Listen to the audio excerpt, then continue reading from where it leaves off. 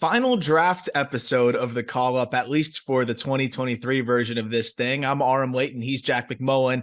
And we're going to kind of just break down everything that stood out to us in the second round and some teams that got creative. Of course, we already recapped the first round. If you missed that episode, go check that out. We went through every single pick.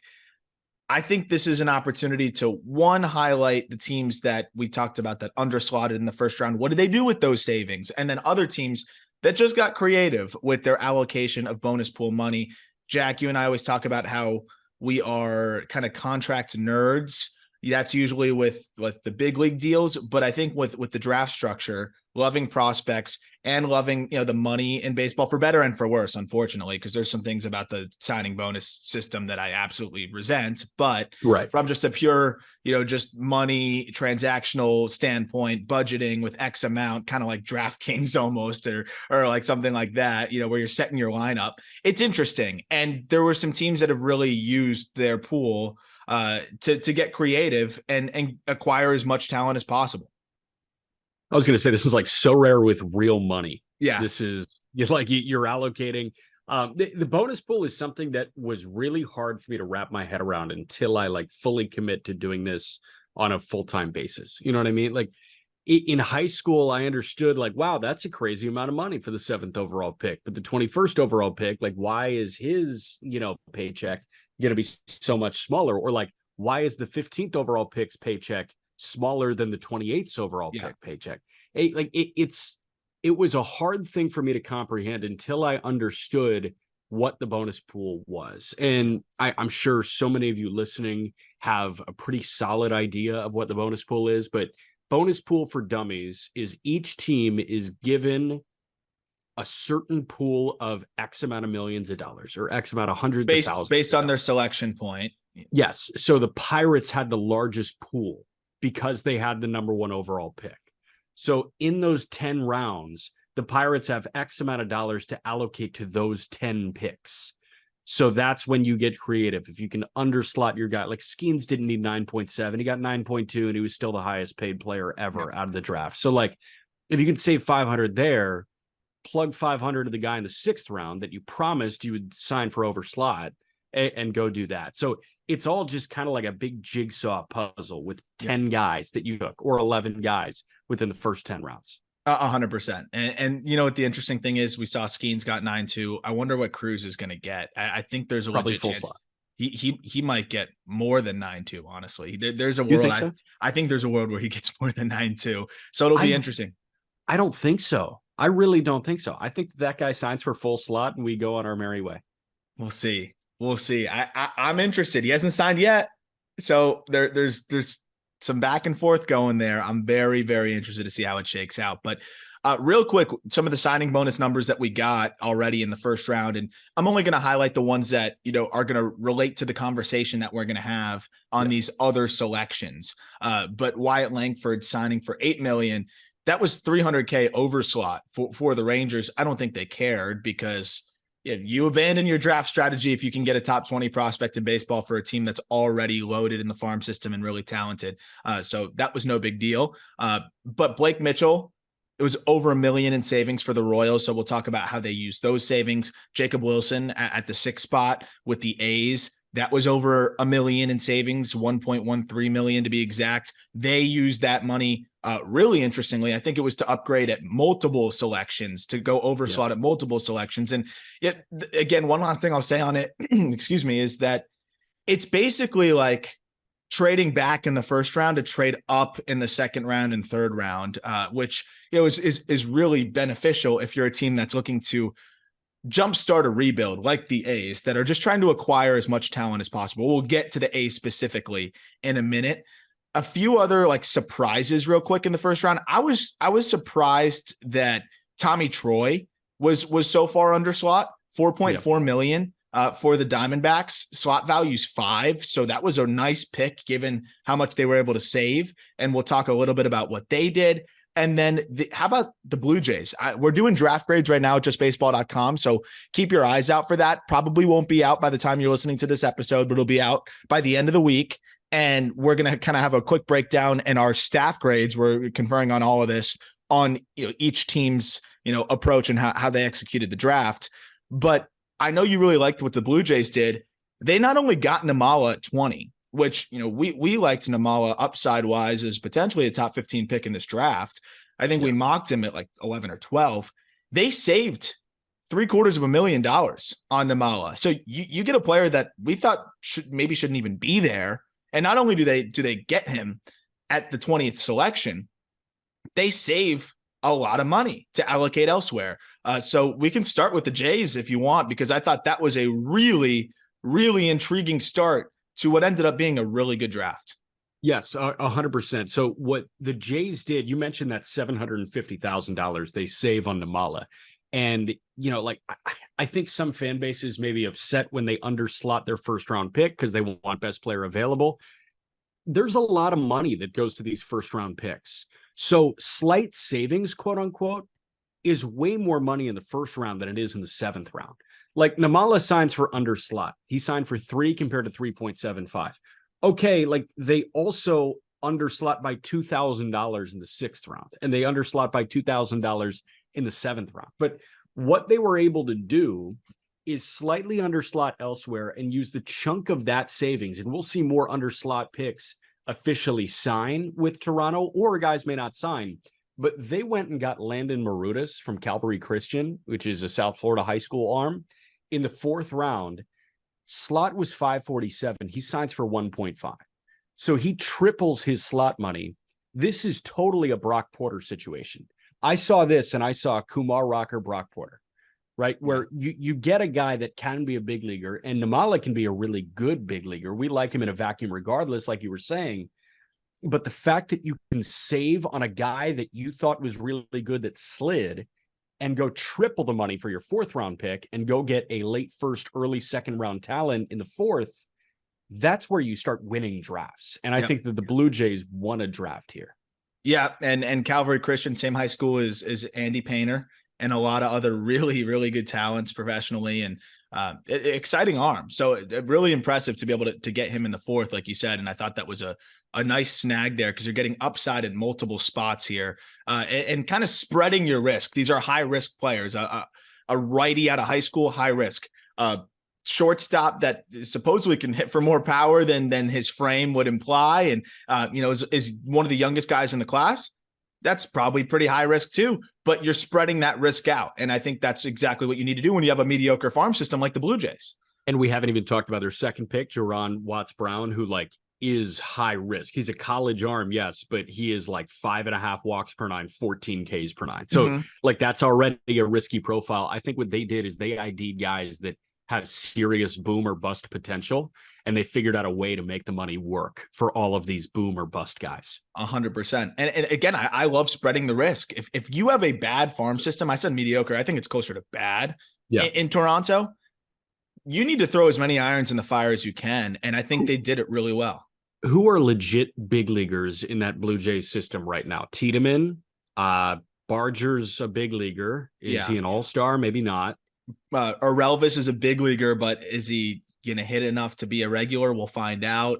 Barrera is hurt. Tiedemann's hurt as well and just kind of getting back. Barrera is already throwing again. There's a lot of guys in there that are just, even the best prospects are have their own questions. And then you have the role guys like Davis Schneider and stuff like that, but that's not people that are going to be, ranked extremely high and that you're counting on to, be regulars for your franchise. Right. So I like that approach there. What team do you want to hit on next? Because there's a lot of picks in the second round I was looking at, but I think we can naturally hit on those when we talk about certain teams. Do you want to go to the Reds? Because they might be one of my favorite drafts. If you look at the way that they approached it, we mocked Rhett Lauder to the Reds. That just fit like a glove from the word go. And I love that they went with him. There were some rumors about elbow issues. And honestly, I checked in with a few different people on that. And they pretty much just said, I heard the rumors too. Couldn't confirm or deny it. Just kind of said it's out there. It's not just some guy making up some crap, but it also could be some smart guy that made up enough crap that just it got legs. So basically wasn't fully shot down, but also wasn't validated. That could have been enough to dock the bonus a little bit if there were some minor concerns there. And he signed for 5.7. Slot value of 6.28 with the Reds at the number 7 pick. I was a little surprised that they saved that much. So maybe there's something there, or Louder realized, if I don't go with the Reds here, I could slip, because maybe the Rockies preferred Dollander, and then all of a sudden you could slip pretty quickly. So I think it was more likely that than anything else. But regardless, they get Louder, they save big, and then I love what they did with the savings. So you go with your next pick as the Cincinnati Reds, and you go get Ty Floyd, who put on a masterclass in that College World Series ball game, where it was that one of the best pitching performances you've seen on a college stage? Yes. I mean, honestly, like in recent memory, it was Kumar's no-hitter in the Super against Duke. Yeah, that was brutal. That was watching my friends play, just getting carved. That was rough. Like, damn, this guy's gonna mutilate them. Yeah, three of my buddies on that team just getting picked apart. Yeah, and like you got to tip your cap to Kumar Rocker in that one. So Kumar in the Supers for Vandy against Duke. But aside from that, honestly, three most impressive college pitching performances I've seen in recent memory is two of them happen in the same game, Skeens and Louder, and then Ty Floyd in Omaha as well. So I think those are the ones that jump out. And Floyd's got the juice, man. He's not just a good college pitcher. No, I agree. And I think he's pretty much got the floor of a higher leverage reliever. The fastball is crazy. I'm excited to get kind of the IVB numbers on that. Don't have access to that through the college data, but the college data in terms of just the whiff rates was elite. You saw it on the big stage with those strikeouts. And I think he's a guy that could run the fastball 60% of the time, kind of like a Bryce Miller, and have success. The slider's above average. And the Reds have been doing a good job with these types of arms. And, I think he's cut from a similar cloth to Connor Phillips, and they sign him. They also save a little bit with him. They save another about $160,000 there, right? Yes. So what they did is they saved about $600K with Louder. They saved a little over $100K with Floyd. So that turns into $700K. How much did they overslot Sammy Stafora by? For Stafora, it was a good chunk. $500,000. Yeah. They still have $200K to play with. Yeah. And Stafora, I thought, was a great pick. That guy had as much helium as anybody. I was surprised that he slipped to that point. But if you think about it, they gave him right between the slot value of the 33rd selection and the 34th selection. So there were probably a lot of teams at 35, 36, 37 that were calling saying, hey, will you sign for 2-3, 2-4? He said, no, my number's 2-5. And ultimately the Reds called and said, hey, if you hang on till 43, we'll give you that 2-5. And that's exactly what happened. So they get the safest arm in the draft, not named Paul Skeens. They get a really high upside arm that in a very pitching thin draft, especially outside of the top 15 picks. Yeah. And then they get a shortstop who had as much helium as any prospect really going into the draft, plus speed, good chance to stick it short, just really good tools all around. And the bat continued to come along. You got to be really pumped with those three picks if you're a Cincinnati Reds fan. Yes, you absolutely have to be. And I think you can cut it off after the first three picks and say, great draft. Everything down below that is bonus. And I'm sure that there are going to be some guys that, that pop, that go to double, triple, hey, maybe even break in. But what they did, the way they maneuvered their first three picks, their three picks in the top 50 was freaking excellent, I thought. Totally. 100% with you on that. How about the White Sox? I thought yeah, I was going to say White Sox or Oakland. Do you want to talk Oakland or the White Sox? Let's go Oakland first. Let's go Oakland since they picked 6. Jacob Wilson was the pick at 6. It's just the most, we talked about it, it's the most Oakland pick possible. You're getting pretty much almost a guaranteed big leaguer, as close to a guarantee as you can get. But how good of a big leaguer, we'll find out. The thing is you get that, and then they swung for the fences with those other picks. So I think they felt like they got multiple first-round talents, because no matter how you feel about Jacob Wilson, nobody reasonable is saying he's not a first-round pick. It's just whether he's a top 10 pick.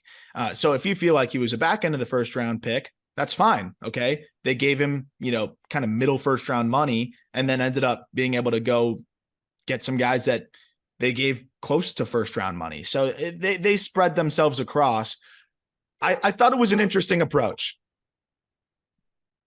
Yeah, I think so too. like the names that jump out, obviously, slot for Wilson, he was about 900K under slot, or no, sorry, 1.1 under slot. So you save 1.1 there. Miles Naylor at full slot at 39th overall. Miles Naylor has the bloodlines. Like, I'm not concerned about that. I just immediately saw the last name Naylor and I said, Yeah. good pick. Yeah, right. So, Like that, the Naylor family is pretty much. If they have another one, I'm gonna say big leaguer and just sure. Yeah, I don't need to see anything. It's a Naylor. He'll be fine. Yeah. No, and like I like Bo more than Josh already. And the fact that they both rave about Miles, I'm like, okay, they're just going to keep getting better. It's like a ball scenario, although LiAngelo was kind of the runt of the litter here. But they also sign about 400K on Ryan Lasko, who's a Rutgers outfielder. But you mentioned like they gave first round type money to guys later on, and 72nd overall in the third round, Steven Echeverria, who's a high school right-hander out of New Jersey. They gave him $3 million and slot was 1.01. They also nearly double the slot of Cole Miller, who's another high school right-hander out of California. So you have the opportunity to like take those guys away from the commitments in the third and fourth round. That's how they did it. Another name that I found really interesting, Jonah Cox, the outfielder at Oral Roberts. Yeah. Oral Roberts went to Omaha. Jonah Cox was far and away their best player. For him to fall to the sixth and still sign $500,000 under slot, like really impressive job. I like those guys going in the fifth round, sixth round, seventh round. Jonah Cox is probably not a second or third round talent. He was just a really good college player. There are some really good college players that turn into big leaguers. Yep. And I think that's what they ID'd with Jonah Cox. And they went and got two really talented high school arms. One clarification, 50K, not $500,000. For who? For Jonah Cox, 50K savings. 50K. Sorry. Yeah. No, so his signing bonus is it was only 300, but the point stands is I was shocked. That pick when I saw, I was wondering specifically when Jonah Cox would go, because that's like just your classic mid-major college basketball player who just tears up the tournament, but he's a senior and like people are like, we'll see. And he gets like picked in the second round or undrafted free agent. And sometimes those guys pan out, sometimes they don't, but baseball is a little different. I like those guys more in baseball than I do in basketball. And Cox can hit and he's a good athlete. So they snag him in the sixth, but the big pick was Echeverria. And I think saving on Wilson allowed them to go full slot on Miles Naylor and get Echeverria. That's the way I look at it. So you might be like, oh, they only overslotted one guy or two guys really with Cole Miller and Echeverria, but Echeverria wouldn't be attainable. They gave him first round money, $3 million. That's $2 million overslot to sign him out of the third round. Remember, the A's drafted Mason Miller in the third round and did pretty well there. They like trying to ID those arms that if they had more time, they would have probably pitched their way into the first round or played their way into the first round. And Echeverria had performed on the big stage. It's pitchability, 4 pitches he already has a feel for, pounds the strike zone, fastballs mid-90s. And I think that's a guy, cold weather guy that just didn't get the opportunity to fully solidify himself as a first rounder. They saw enough. They probably feel like they got 3 first-round picks here because Wilson, obviously first-round pick. Miles Naylor, comp pick. If they felt like he's a little bit better than the rest of the league looked at him, that's a borderline first-round talent. And then Echeverria, they gave first-round money to. So to me, I think they felt like they traded back and got 3 borderline first-round picks here. Yes, no, 100%, man. So, you're quick to clown Oakland. And like, as soon as the Jacob Wilson pick happened, we were like quick to clown him because we were like, okay, what's the ceiling for Jacob Wilson? Is it 300?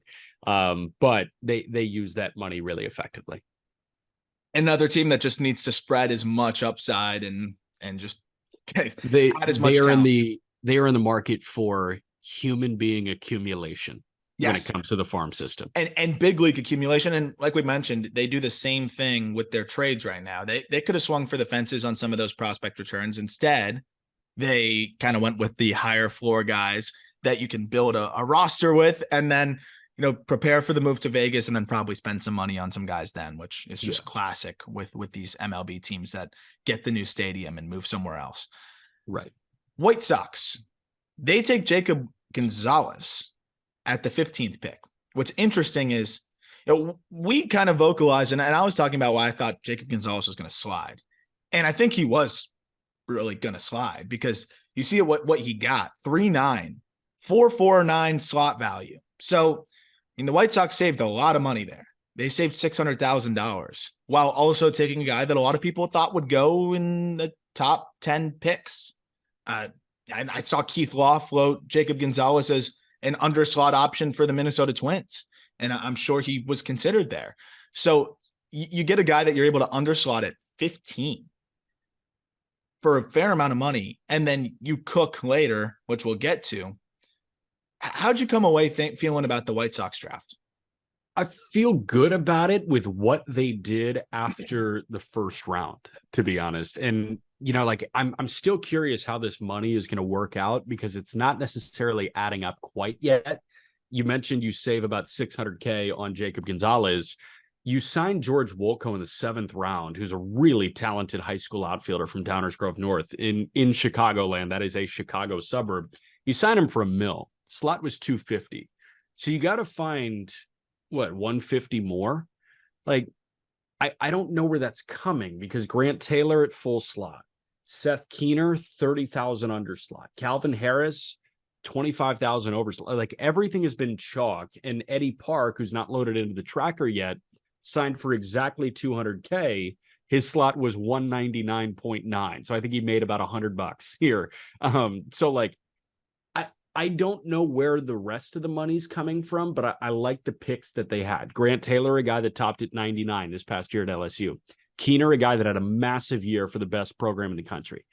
I like high major guys, high major college arms that they went after, because much like Oakland, they are in the business of accumulating people with beating hearts to play minor league baseball. Yeah. And the White Sox, I think, found couple of guys that are going to do that. And they found guys that are going to be top 30 prospects in a bad system. I think in the 7th round in Wolko, in the 8th round in Eddie Park, and in the 11th round in Riku Nishida from Oregon, who I know Pete Flaherty at Baseball America loves. Yeah. So I find it interesting how they did it. I just have questions about how the money's going to work. Yeah, I'm looking at a couple of the later picks, like Weston Eberle, a senior catcher from Columbia. Did they already sign him? Yeah, 150K. See, that's a guy I would have figured would have got like 2K. Like, yeah, honestly, that they would have just totally screwed. They would have totally screwed. But one of these guys is going to get screwed on like a couple grand. Like they drafted a senior out of Wofford in Ryan Galaney. And then a couple other seniors, Zach Franklin. Did you see they grabbed this French kid in the 12th round? Yeah, I saw that. That's electric. They got Japan, France, and Puerto Rico in this draft class. Pretty fun. Another guy that's interesting is Christian Apor, who is Gulf Coast Community College JUCO guy, up to 98 in the 5th round. He was, I think, a Wisconsin guy, like best player in Wisconsin. Opted to go the JUCO route when his money didn't get met last year, and now his money is met at 550, which was about 150K over slot. I love it. I thought the White Sox did a pretty good job there. A team that had probably the most fun opportunity in this draft, it's got to be the Seattle Mariners. Yes, and man, like I almost wish I could have been in that draft room, and that's just like what a dream it is to have 3 first-round picks, even if the first one is 22nd overall. They pick 22, 29, 30, and then 57, and then 92, and then 124. It's just a great spot to be. And when you have those picks, you can get very creative. You could severely underslot one spot and then really overslot 2 others. You can go kind of overslot the first and then underslot one of the second or the third, or you can just go with 3 guys that you really like. And I think that's ultimately what the Mariners did. I think they went with 3 guys that they really like. What was interesting is they went high school.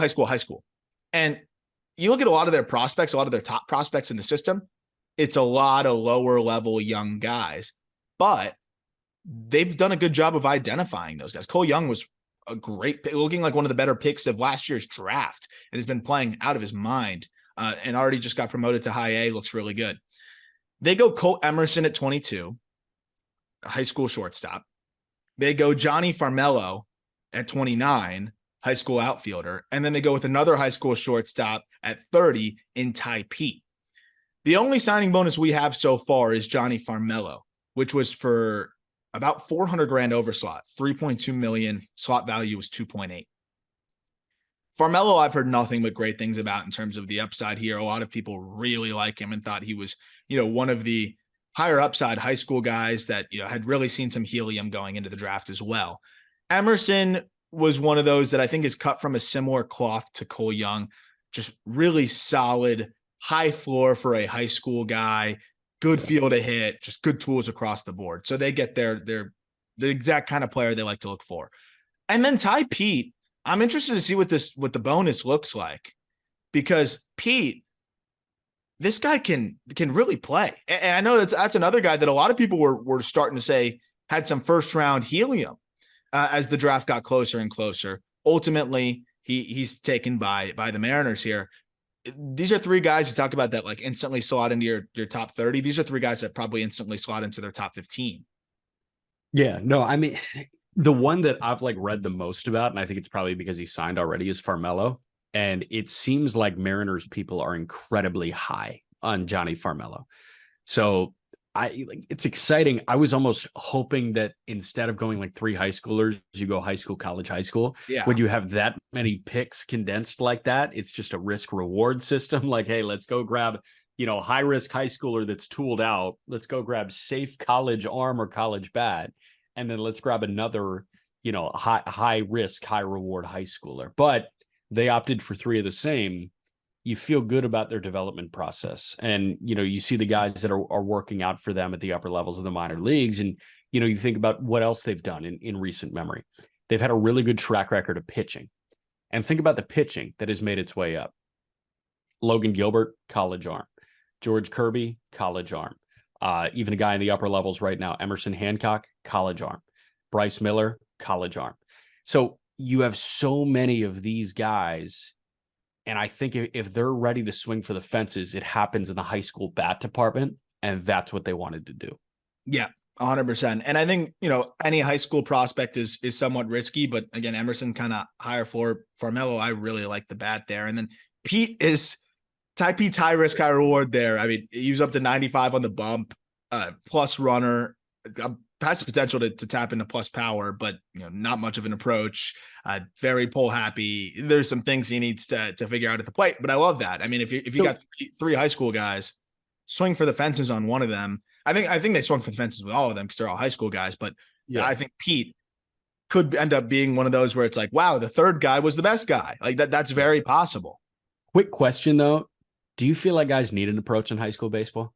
Not at all. And that's the thing. So like that could be something that just he grows into by just being challenged to have one. Like it's just that simple.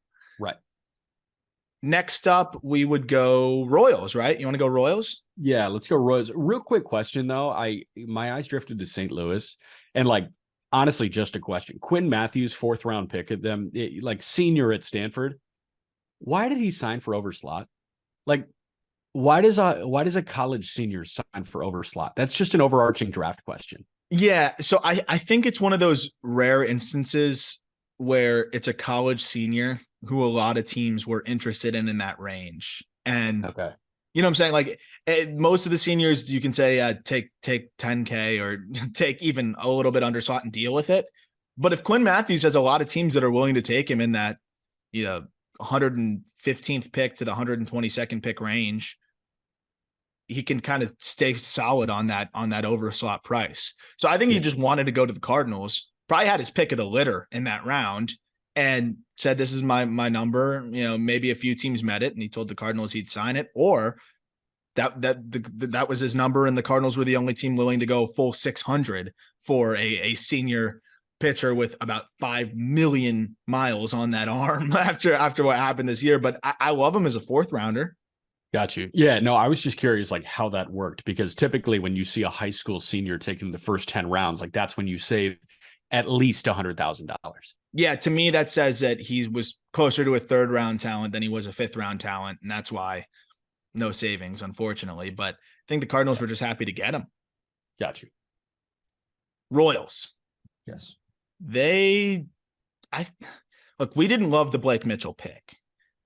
Just because I don't, if I'm going to underslot a player type, I don't want to underslot the worst profile that you can draft, which has nothing to do with Blake Mitchell. It's just high school catchers. Just take a look.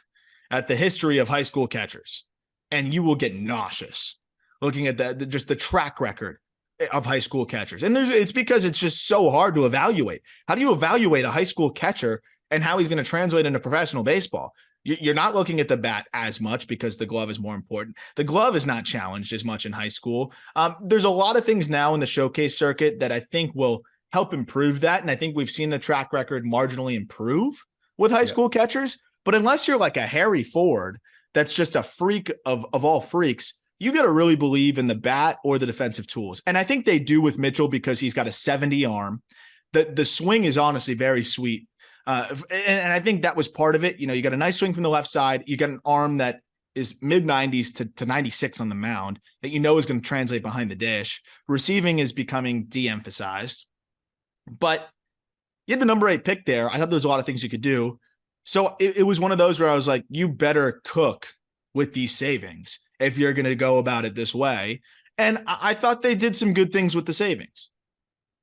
Yeah, no, I think so too. And I was just doing like a quick little dive of who are the active like starting catchers on Major League Baseball teams that are high school guys. And I sorted by ESPN like fantasy value. Adley, Oregon State, Will Smith, Louisville, Sean Murphy was Wright State. Is that right? Yep. Wright State. Yeah. But then JT Realmuto was a high school guy. He was a shortstop and a quarterback. Yeah, exactly. Jonah Heim was a high school guy, like really athletic guy. It's really tough to find those guys. I'm looking at a Cal Raleigh who was, Florida State. I'm looking at a Henry Davis who was Louisville. It just keeps going with that. No, it was interesting, like the way they finagled it. I'm curious to see the number that comes in for Hero Wyatt in the 3rd round. I think that's probably the one that slot values at 960. I bet that's around 1.5. After that, they went with a lot of college guys, but the fact that 3 of their first 4 picks were high schoolers, I don't know. I was almost thinking, okay, that's going to get expensive, but if you can sign Blake Mitchell for 1.1 under, then it doesn't have to get very expensive. And another Illinois guy. How about Illinois showing out all of a sudden with this baseball talent? Hey, listen, sneaky hotbed, and I'm not just saying it because I was a fucking star in it. Yeah. No, but like I grew up with guys like that, dude. Like Quinn Priester, an Illinois guy. Gavin Lux was a Kenosha, Wisconsin guy who's pretty much an Illinois guy. Like they always pump out a couple of big names, and it is a high quality of baseball. So you may see Illinois high schooler and feel a little bit less good about it compared to a Texas high schooler. You shouldn't. Like, that's a high quality of ball. And I'd argue now you add Walters in here, a 6'4" righty who you give that million overslot roughly to. He's got a monster arm. He's up to 98. He was an all-area basketball player as well.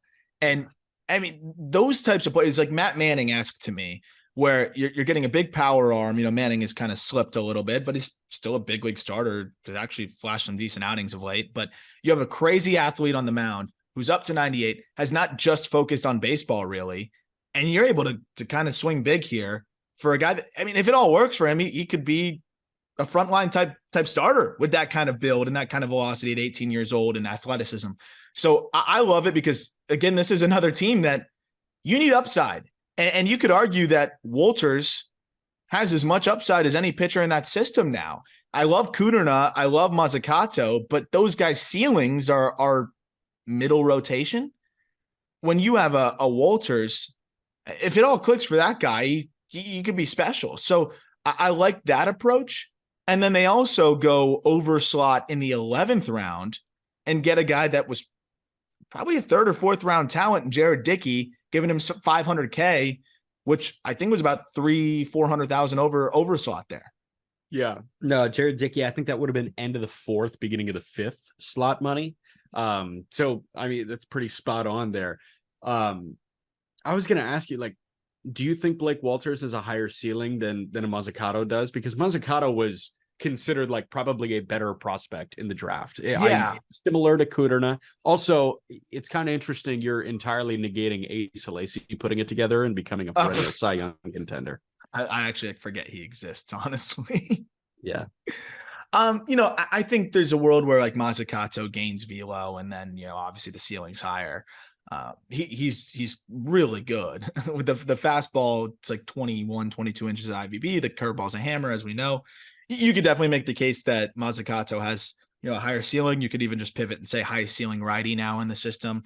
But I think when you throw 98 and you're 6'4" and you're a dual sport athlete, when it all clicks for a guy like that, I think it looks a little different than that, like, lefty kind of finesse, not going to overpower you, but kind of almost fool you with stuff that's better than you'd expect. Right. But that's kind of how I look at it. But then Hero Wyatt as well, another guy that some people really, really, really liked and was underrated because he's from Staples, Connecticut. But he'll probably get the overslot, like you said, to forego the USC commitment. And I mean, he's got a good arm and a good slider, and he's been up to 97. So you get two arms that are up to the high 90s, athletic, big upside. And you still get a guy that I think everybody viewed as the second best catcher in the draft, if you wanted a catcher, and the best high school catcher in the draft in Blake Mitchell. So I thought they took a pretty good approach, I guess, by using the savings on the catcher. Let's say the Royals wanted pitching in this draft. They couldn't get Louder. He's off the board. Let's say they don't like Dolander, which Dolander, that'd be the worst thing that they could do, because those types of pitchers just have not succeeded with them, even college guys. So instead, you go with the catcher, and then you get your pitching later, which is still, you get some borderline first, second round, I'd say closer to second round talent pitching with Walters and Wyatt. So I don't hate the approach at all. And I think it's going to be interesting to see how it all plays out. And I think with the new front office, I know everybody says, oh yeah, well, are the Royals going to develop pitching? Are the Royals going to develop pitching? I think they're doing a better job now with these new guys. I think you've seen it with guys that have been in the system for a while, making big strides this year when it comes to, their development and the way that they've been throwing throughout the minor leagues. And I think that is something to say about the new, I think the new regime here for the most part in Kansas City. For sure. You just made me throw up in my mouth a little bit thinking about Dolander having to choose between the Royals and the Rockies. Like, what a shit situation. Yeah. Yeah. I'd pick the Royals though. Yeah, I think I would too. Is there another team we want? Oh, the Giants. The Giants is the last one I wanted to hit on real quick. And then maybe just a couple housekeeping notes on things going on in the minor leagues. And then we'll send you to your afternoon little matinee here as you have a ball game with the Indianapolis Indians. Let's go to the Giants, who, the Giants are going to approach the draft creatively every single time. Yeah. Of course, the Giants take the two-way player in Bryce Eldridge, but they also save $330K in doing so. Eldridge was viewed as more of a, 20 to 25 pick range, and they take him 16 and they gave him 20 to 25 pick range money. But then they go get Walker Martin. And Walker Martin, I think, was a little bit of I don't know what the word is, because I wouldn't say he was like divisive. There's nothing divisive about him, but I don't think he got the love from some others that he would have got if he was from another state. I really think it's that simple. Colorado is such a bad baseball prospect state that I do think that he just became somewhat overlooked. And those that got looks at him seemed to come away thinking that this guy was, a top 40 prospect in this draft, maybe even a top 30 prospect in this draft. Yeah. And he got $3 million at the 52nd pick. And the Giants didn't have a comp pick. There's a long ways away picking from 16 to 52. They had the comp pick in the second round, but they didn't have a comp A pick. So, I mean, that's a big gap. And you got to kind of wait it out. So they get a no-brainer first-round talent in Eldridge, who, if it doesn't work out at the plate, he's got a really good arm on the mound at 6'7", 223. But they also get a good high school shortstop in Walker Martin that has good tools across the board, and I think may have just been overlooked by the sole fact that he plays baseball where most people ski. Correct. He's older, which is a big no-no in high school drafting. If you're 19, Which is so stupid. I get the college junior versus high schooler if you want 3 more years with a guy, but like, he's a young 19 compared to an old 18. Like, it's like not wanting to pay $40 for something, but $39.99 is acceptable. Yeah. What? It's because it's like, oh, he's an older guy beating up on high school competition is like how they look at it. Because he's a little bit more physically mature. And unless the guy's like about to be 20 in his Yeah. high school year. Like, I don't care, I don't really. I don't. care. But the I don't track care. record backs it kind of. I don't know if it's a coincidence. Like, it's weird. I would assume coincidence, but again, like I don't look at that shit all the time. Yeah. So yeah, I don't know. I like how they finagled that. I also like that they got Joe Whitman for about 200K under slot. Honestly, maybe 300K under slot. Joe Whitman is a guy that I actually got a live look at and called his last start of the regular season. Left-hander out of Kent State. They took 69th overall in the in the compensatory second round. Is that the official wording for it? Compensatory second round? I think so. Comp B. I just always say Comp B. But it's not comp B. It's not competitive balance. It's compensatory. Oh, yeah. So I don't know how to word that. But Well, they it's took him, the abbreviation for compensatory is also comp. whatever. They took him 69th overall. Fuck. Yeah, that's what I always say. But Joe Whitman, left-hander out of Kent State, he is really talented. This is a guy that can get up to the mid 90s, but he's going to sit low 90s, and everything is hard. Everything is sharp. I thought that this guy was arguably the best left-hander in the draft. The Marlins took who I think you thought was the best left-hander in the draft in Thomas White, but it was White and Whitman. And the fact that you went and grabbed arguably the best lefty in the draft at 69 is really impressive. The other name that jumps out to me is Maui Ahuna in the 4th round. Yeah. This was a guy that had 4th round pedigree when he transferred to Tennessee. He was a Kansas guy, or 1st round pedigree. Yeah, I would say 4th round. Yeah, I've never heard of 4th round pedigree. Yeah. No, this was a guy with like 12th round pedigree for sure. Yeah, but it's like a backwards compliment. Right. He had 1st round pedigree when he was at Kansas. He transfers to Tennessee. He had some sort of weird eligibility thing going on. He got a late start, and he just didn't perform the way that I think many were expecting him to perform, which was best shortstop in the country. But they got a guy that is super talented. So I really like what they did with their first 5 picks. They also grab an Auburn shortstop in Cole Foster. I really like the way they approached it. Walker Martin also, by the way, like multi-sport athlete, good quarterback.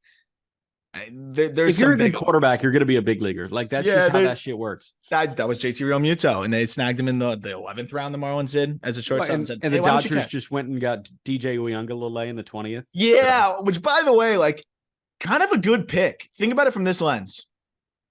He sucks at quarterback, so like when that flames out, he'll get the undrafted free agent opportunity, or he'll get drafted in the 7th round, and he's going to be a quake. He'll get cut from the practice squad. And then he's going to say, you know what? I'm just going to go play baseball. Like, why wouldn't I? He's been up to the mid 90s in high school. I thought that was a good pick. I'm not going to lie. He's a freak athlete. You get in the 20th round, you get a big arm that you probably don't have to pay much signing bonus wise. I thought that was a great flyer. It's hilarious, but it's a good flyer in the 20th round.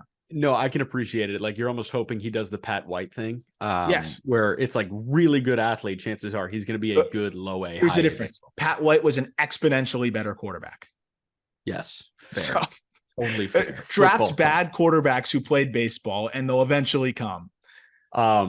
Yeah, but Uiagalelei, it was funny. I don't know if you've seen like the draft grade article that we have that's going to go out at the end of the week. I formatted it and, like I'll do, they took X amount of pitchers, X amount of hitters, and 1 two-way player. With the Dodgers, I said X amount of hitters, X amount of pitchers, 1 football player.